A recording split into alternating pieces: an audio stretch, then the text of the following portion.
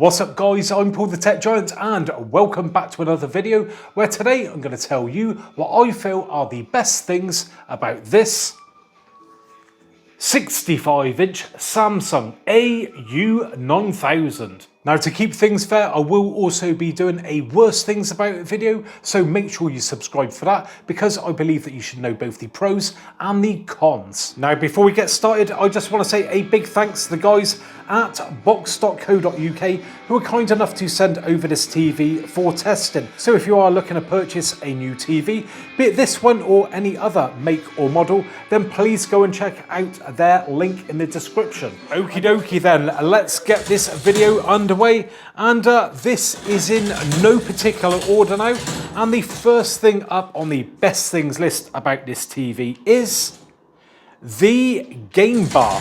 Now this is easily accessed via the remote control by simply holding down the play pause button. Now as you can see, this brings up a whole load of information that is really useful for you gamers out there. So as we can see, we have information like the input lag, frames per second, HDR, VRR, and the sound output. What's also great, you can directly change the aspect ratio just there for you PC gamers out there, the screen position, and also we can jump straight into the game mode settings. Now sticking with the gaming theme, and the next great thing about this TV is the fact that it supports, as we can see there, VRR FreeSync, which again is great if you are into your gaming, and also it supports ALLM, so auto low latency mode. Now I do like the fact that Samsung hasn't just kept those gaming features for their high-end TVs, they have introduced it to their more wallet friendly offerings such as this AU9000. Moving on to the next best thing about this TV then, and it's something that I was genuinely shocked about when I took the TV out of the box, and that is the very thin design. So if we move around to the side of the TV, just put it on the wide angle there, then you can see it for yourself. Just check that out. Now that to me is very thin when you consider the price point of this TV. Look at that. That's pretty good, to be fair. Look at that. And not only is it thin like that, it does have some nice thin bezels as well. So overall, I feel it's a very nice looking TV. The next best thing that I feel is worth mentioning about this TV has got to be the picture quality. Now it does have its downsides, which I will mention in the worst things about it video, but when you are sitting square on, this is a nice image. If we just go in a bit closer. Now this is just a piece of my own home video shot in 4K. You can see just how detailed that image really is. It is really nice and sharp. So yeah, at this price point, once again, because that is something that is very important to take note of, that is the price point. So at this price point, I feel that the image is good. Next up on the best things about this TV is the two remote controls that you get with it. Now I am in the UK, so this may vary depending on where you are in the world. So first off, we get this like traditional basic remote, lots of buttons on there with a few shortcuts for Netflix, Prime Video and Samsung TV Plus, but also we get this thinner, more well, just better looking remote really, more simplistic as well. We've got less buttons on there, and it's just great to have too. So if you lose one, you've got a spare one as well, which I think is great. So that is the next best thing about this TV. Now the next positive thing I feel that is worth mentioning about this TV has got to be the wide selection of apps. Now, once again, I am in the UK, so it may vary where you are in the world to what you get. But for us UK customers, I'm pleased to announce that we do get BBC iPlayer.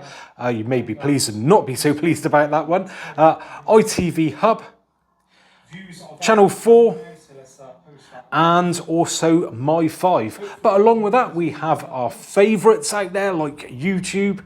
We have Apple TV. we have Disney Plus, and of course Netflix and Prime Video. So yes, when it comes to apps, fair play, this TV does provide us with a very wide variety. Now, sticking to the subject of great apps, and this next one could save you a small fortune if you're the sort of person who's maybe signed up to a satellite subscription service and are looking to do away with it and want something for free, and that is where Samsung TV Plus comes in. So let's click on that and get up the guide, and you will see for yourself there is literally hundreds, and I mean hundreds, of channels, and some really good content, to be fair, as well. And all these channels are absolutely free. Yes, that is free, not a penny to pay, and it's all done via your internet, so there's no aerial cable required for this whatsoever. So yeah, if you are looking to ditch off your paid subscription service to maybe, like I said, like a satellite provider or something, then maybe this is an option that could save you a few quid.